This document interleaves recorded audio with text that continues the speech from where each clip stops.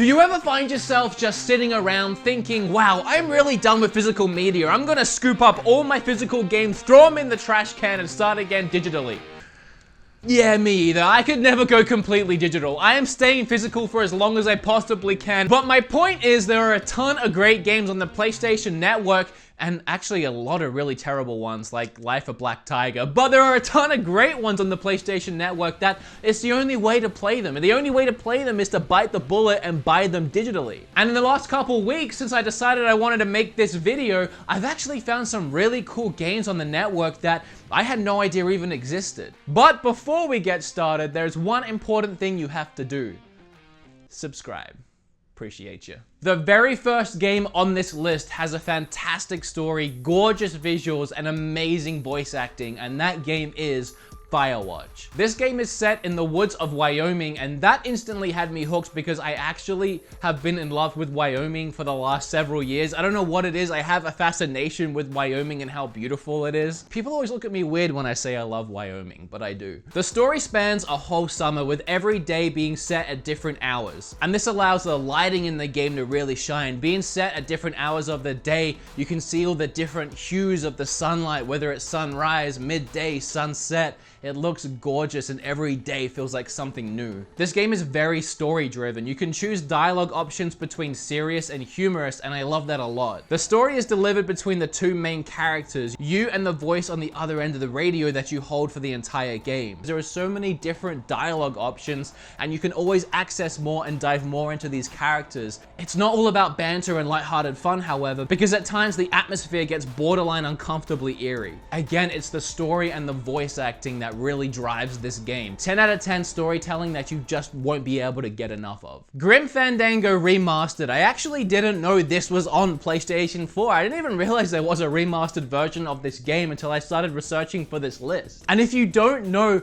what Grim Fandango is, you need to play this. The first time I ever heard about Grim Fandango was when I was a kid in my uncle's house playing Monkey Island. I loved Monkey Island games, all of them. And in one of the games, you walk into a bar and there's a skeleton sitting at a table and he's wearing a badge that says, "Ask me about Grim Fandango." And then later on in life, I found out it was another point-and-click adventure game. And I have always loved point-and-click, so that was a good day. Hopefully, if you haven't heard of this either, today will be your good day. This was originally a point-and-click adventure game from LucasArts in 1998 that was hard to get a hold of for a while. This game is hilarious. It was then and it still holds up today. And what also holds up is the graphics, actually. This is a remastered version and you can switch between the old and the new version as you play. But honestly, apart from the fact that it's in widescreen and the lighting in some places have been improved, some places you really can't even tell much of a difference. That's how well this game holds up. Didn't really even need a remaster. For the real Grim Fandango fans out there, there's a commentary track in the game too, and you can listen to a lot of the key creators talk as you play, including the designer of the game, Tim Schafer. But for those that haven't played the game, it's a film noir style game with a fantastic jazzy soundtrack. I don't want to ruin anything about the game for first time players, but if you've ever played a point and click and you liked it, this is an amazing point and click game, and it's old school hard. If you want old school point and click hard, this is the game for you. This ain't for point and click beginners. I played it when I was young, but you'll get stuck is what I'm saying, a lot. The Witness is very similar to Firewatch, but this time you're on a beautiful looking island surrounded by puzzles. Puzzles on puzzles on puzzles that seem deceptively easy at first, but get increasingly more difficult and sometimes borderline impossible. Well, depends how good you are at puzzles. The puzzles are really fun to solve, but honestly, it goes further than just fun. It goes deeper than that.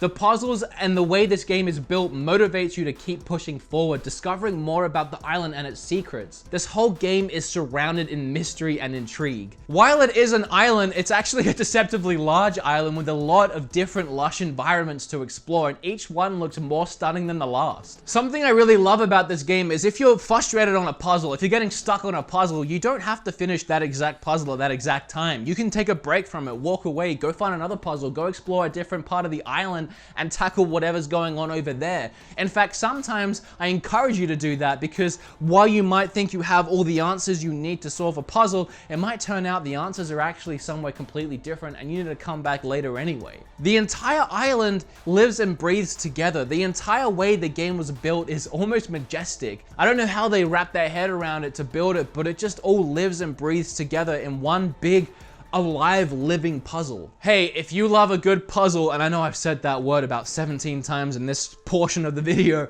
this is the game for you. You will love it and you won't want to put it down. Okay, now I know what you're thinking. This is all well and good, a bunch of puzzle games. I don't want to think too much. I don't want to use my brain on things. I want to have mindless fun with some friends. Well, I got the game for you. Gang Beasts. This game is ridiculous. And I mean, okay, for starters, look at it. Secondly, the controls are insane in the best way. It's crazy multiplayer fun, and it's the kind of game that is as fun as you make it. It's as fun as you want it to be. I was the kind of kid where in high school and a few years after high school still, I would pack up my Xbox 360, take it to my friend's house. We'd stay up all night with 8 other friends and 8 other Xboxes playing things like Gears of War, WWE, whatever multiplayer game we could get our hands on. Or crowding around a Wii or a Wii U and playing Smash Brothers. And this is one of them games that if we had it back then, it would be one of our staples. I wish I could go back to that time and bring this game with me and just crowd around with my friends and play it. This game is hilarious. In fact, this is a game that I should really stream sometime with some friends. Pick it up, figure out the controls, if you can even get your head around it, and start throwing your friends around into oncoming trains and outside of wrestling rings. It's just ridiculous fun, as I said. A Hat in Time is a game that came out fairly recently, and I've heard a lot about it, so maybe you have too, but I definitely want to talk about it because it's incredible. As an old school retro gamer, this is a throwback to the Nintendo 64. This is a game that I was given an alpha code for way back when it was in development, and then it just disappeared, and I didn't hear anything about it for years, and that sucked because I thought it was an awesome game. The little demo I played was great. And then Ukulele came out, and that was supposed to be an N64 throwback. I didn't really enjoy it as much as I enjoyed playing this demo for A Hat in Time, and then out of nowhere, A Hat in Time fell into my lap. Just seemed to drop one day, and it's amazing. And if you haven't played it yet, you owe it to yourself to go out and play it. If you played Ukulele and you loved it, you'll love this. If you played Ukulele and you were kind of disappointed because it wasn't exactly what you were looking for, I have the game for you, and that's A Hat in Time. You play as a small girl in a big hat, collectathon-ing her way through very imaginative levels. Hidden levels, old school cool visuals, very adorable game, extremely fun to play, highly recommended. Again, if you loved 64 and you're looking for a brand new shiny 64 game straight off the shelf, you gotta play this game. Transistor might be my personal favorite game on this list. If you've been following me for a little while, you'll know that I love Bastion, and this is a game made by the same people that made Bastion. It's not a spiritual successor in any way, but honestly, I kind of see it that way because they took all the great elements from Bastion, like the storytelling and the gameplay, and they improved on it. They made a better story, they made a better world, they made better gameplay, a more deep, rich gameplay. And the music, they made some great music to go hand in hand with this game.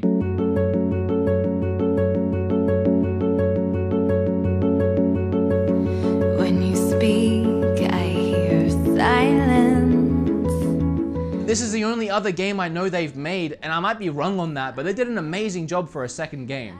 And if I'm wrong, I won't even put this part in the video because I'll look stupid. But if I'm right, you're listening to it still, so I was right. Good job, me. Transistor is an action RPG with a cyberpunk story full of mystery. And as I said, it has a very deep level of combat that you are free to experiment with as much as you want. I love the hand-drawn style of this game. I always love hand-drawn stuff, but in this game especially, it just...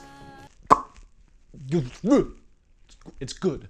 It's really good. I don't know what that was. It's really good. You play as a lounge singer who loses her voice and sets out on a mission to try and get it back. And you have a talking sword as your partner. The boss battles are very enjoyable and meaningful. And to know what I mean by that, you just have to play this game. One of the coolest things in this game is you can freeze time and plan out all of your moves. And that never gets old. You level up and unlock new skills, and the skills work in a really cool and unique way. Each skill can be a passive skill and an active skill. As I said, there's a whole deep depth to the gameplay here, and you are really free to experiment as much as you want. You can even reset the skills and try other skills and experiment with that. It's just total freedom in the gameplay that I love. You will want to play this game again. As soon as you finish, you'll want to start it again and dive back into this world. This and Bastion, man, they did good jobs. They did a good jobs twice now. Next, we have a game called Brawlhalla, and I wanted to put this on the list because I wanted a free-to-play game, and I also wanted a really fun multiplayer game, and this game is both. Brawlhalla is much like Smash Brothers, and certainly the best Smash-type game I personally have played on the PS4. Looking at you, All-Stars. Even Dante couldn't save that game for me. Just like in the recent Smash Brothers, you can play with up to 8 players, online or local. You can pick between a large array of characters from Vikings to ninjas to aliens, you name it. And the best part is, as I said, it's free to play, but it's not pay to win. You can put money into the game to buy skins and emotes and stuff like that, but if you want to unlock the characters or you want to get better at the game, you're just gonna have to keep playing. And don't get me wrong, it's no Smash Brothers. I love Smash Brothers, so I have a very biased opinion on that. Nothing is going to be able to compete, but for a free-to-play game, you can download it at a party, play with a bunch of friends. Heck, you can download it right now. It's free. You may as well, right? Give it a shot, see what you think. All right, buckle up, strap yourself in, because the next game we have is Broforce, and the retro gamers that watch my channel might already know about this game. It's a few years old now, but it is a heck of fun. Mix up Contra, frantic gameplay, old school action movies, and 16-bit graphics, and you have Broforce. This run and gun shooter can be played with up to 4 players. The pixel art here is incredible, from the enemy sprite variation to the explosions and to the level design. You can blow up pretty much everything, including the world around you. Just like great action movies, everything explodes. And here's the twist to this game: every time you die, you become a different bro, which gives you different weapons and abilities, and there are a lot of different bros, most of which are a play on real-life action movie heroes. A lot of them have really cool abilities, like being able to slow time. The soundtrack and just the sound design in this game in general is done really well. It's fantastic. There's also a level editor and a deathmatch mode, so there is a lot of value for your buck here. And again, the best part about this game is playing through with friends and having all these different bros that every time you die, you become a different one at random. So are you and your friends having trouble getting through a certain part? Well, if you all die because you suck or your character's unequipped for it, you never know what you're gonna get next time. The next character could be just blowing through too easy, and it adds to so much replay value and never knowing what's gonna happen next. There's actually a lot of multiplayer games on this list. I didn't realize until I started yelling about all of them. Steven Universe Save the Light is a game that I've actually been looking forward to for a while, even though I'm not a Steven Universe fan, because I really liked the Paper Mario-esque look to the game, and just the trailers I saw and everything I saw about it got me really excited. Plus, it was supposed to be coming to the Nintendo Switch, and it was a game that I really wanted to play on my Switch. But as of yet, there's no word of when that game's going to be coming to the Switch, and so since I managed to get so many people hyped for this game in another video, I wanted to let you guys know, hey, it's on PlayStation Network, and if you want to find out a little bit more about it, well, let's just play my clip of me talking about it so I don't have to do it twice. You can walk around this town in Beach City. You can fully explore it. It really gives you that feeling of that you're walking around this kind of cartoon world, this cartoon city. And while you're walking around the city, you can take part in turn-based RPG battles. And what really jumps out to me is a lot of really cool animation, but also what looks like a lot of really fleshed out game design, a lot of fun turn-based RPG elements. Thanks me for that. That was extreme laziness on my behalf, but hey, got the job done. I will say that after hearing about it in this video, if you're thinking about picking it up on PlayStation Network, I did have a few bugs with it. It did crash a couple times. There's supposed to have been some patches to fix it. I think it's a good game, and on its own merits, I want to recommend it. I hope that the bugs get fixed or straightened out, and maybe they're better already. So just bear that in mind going into it. I just wanted to make sure I was upfront about that. It's a thing, but it's still a good game. I liked it. Saving what is probably the best to last, and I know I said Transistor was my favorite, but I kind of forgot about this one. I love them both for very different reasons. I wanted to throw a PlayStation VR game on this list because I've been getting into my VR recently, and this game was so much stupid fun. I loved it. And I really can't talk about it too much because it's just something you just really have to experience. I really don't even want to show that much gameplay because I kind of made the mistake of watching someone play through this game. So when I played it, there was a lot of hidden secrets and things that you get on different playthroughs that I got to experience. But for the most part, it could have been so much better if I had no idea what to expect going into it. I now realize I haven't even said the name of the game. The name of the game is Accounting Plus. It's not accounting. That's kind of the joke.